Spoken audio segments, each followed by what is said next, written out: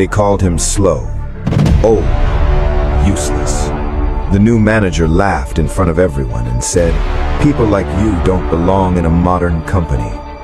Then he fired him publicly. What he didn't know was, in less than 24 hours, the entire factory would shut down because of that one decision. Think about the last time you judged someone based on their age or their speed. In psychology, there's something called surface-level bias, the instinct to judge someone's value in seconds based on how they look or move. It feels harmless until it isn't, because sometimes that one judgment destroys everything. If you believe experience should be respected, hit subscribe. Also, let us know which city you're watching from. Now, let's get back to the story. The factory never stopped. Not really. Even when machines paused, there was always movement, noise, purpose. And at the center of that system was a man most people ignored. Mr. Rahman. Older, quiet, slow. At least, that's what they thought. He moved carefully between machines, checking details others overlooked, adjusting panels no one else touched, fixing problems before they became visible. He never explained himself, because he didn't need to. Until the new manager arrived. Rahman, young, sharp, loud with confidence. From his first meeting, he made his position clear. "This place is outdated," he said. "We're fixing that." He walked the floor like everything was inefficient. And then he saw Mr. Rahman, standing at a control panel, working slowly, precisely. Rahman stopped, watched, then laughed out loud. "What is this?" he said. "Is he working or just wasting time?" No one answered, because everyone knew something he didn't. He stepped closer. "Hey," he called. Mr. Rahman turned calmly. "Yes?" "You've been standing here for minutes," Rahman said. "Why isn't it done?" "Because it needs to be done correctly," Mr. Rahman replied. That answer triggered him. Rahman laughed again. "In this company," he said loudly, "we don't have time for slow and careful." The room grew quiet. "You've been here how long?" Rahman asked. 32 years. Rahman smirked. "Exactly." Pause. "That's the problem." A worker whispered, "This is going too far." But no one stepped in. Rahman turned to the team. "This is what's holding us back," he said, then pointed at Mr. Rahman. "Old habits, old thinking." He stepped closer.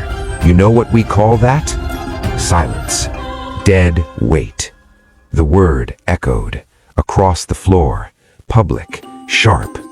Mr. Rahman didn't react. That silence made Rahman louder. "You don't adapt. You don't improve." Pause. "You just exist here." Another pause, and slow everyone down. A technician muttered, "That's not true." Ignored. Rahman raised his voice again. "People like you don't belong in a modern company." Then, "You're fired." No warning, no process. Effective immediately. A tool dropped, metal hitting concrete. No one moved.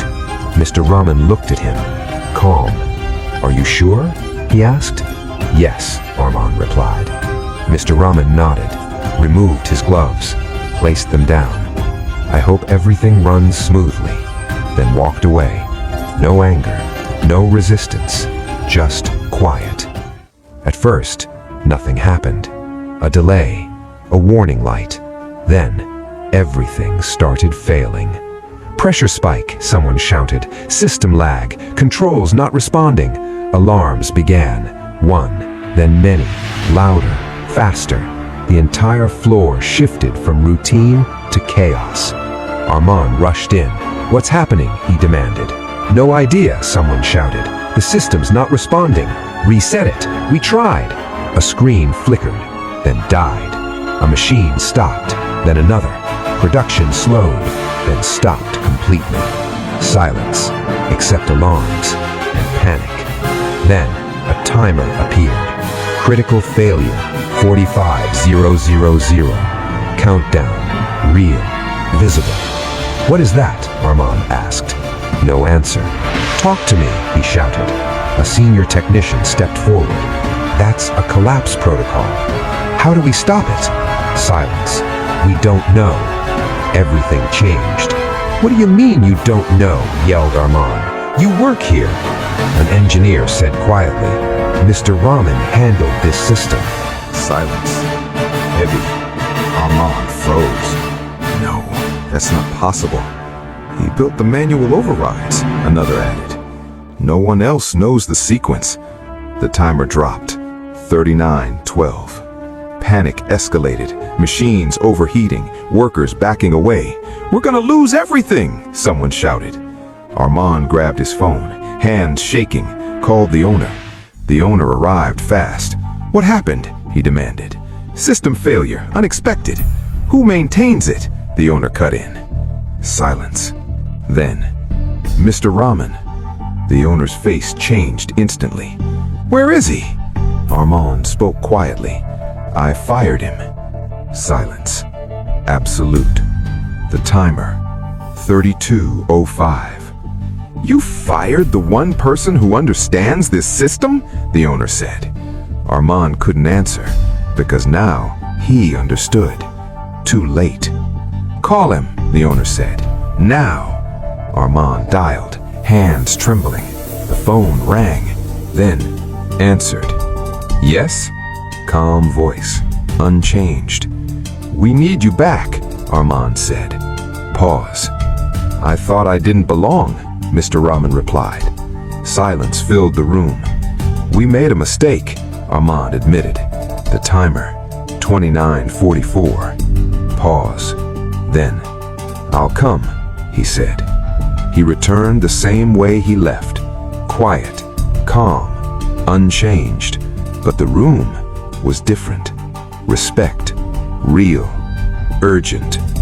Can you fix it? The owner asked. Yes, no hesitation. He stepped to the panel, hand steady, precise.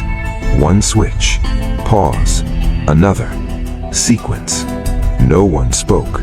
The timer, 18:22. Then, the alarms stopped, one by one. Machines restarted, smooth, controlled, perfect. The system stabilized. Silence returned, but not the same silence. This one understood. The owner turned to Rahman. You're done. Final. No argument. Because truth had already spoken. Mr. Rahman wasn't slow. He was precise. He wasn't outdated. He was the system. Mr. Rahman removed his gloves again, same quiet motion. We'd like you to stay, the owner said. I will, he replied, then added, but things will be done properly. The owner nodded. Mr. Rahman looked around the room, then said, experience isn't something you replace. Pause. It's something you respect. It makes you wonder, how does something built over 30 years collapse in less than a day? The answer lies in a principle. Never remove something until you understand why it exists. Rahman saw slowness. He missed mastery. He saw inefficiency. He ignored experience. But true experience isn't loud. It's quiet, invisible, until it's gone. Because when you remove someone like Mr. Rahman, you're not just removing a worker, you're removing the system itself. And sometimes you only realize that after everything breaks.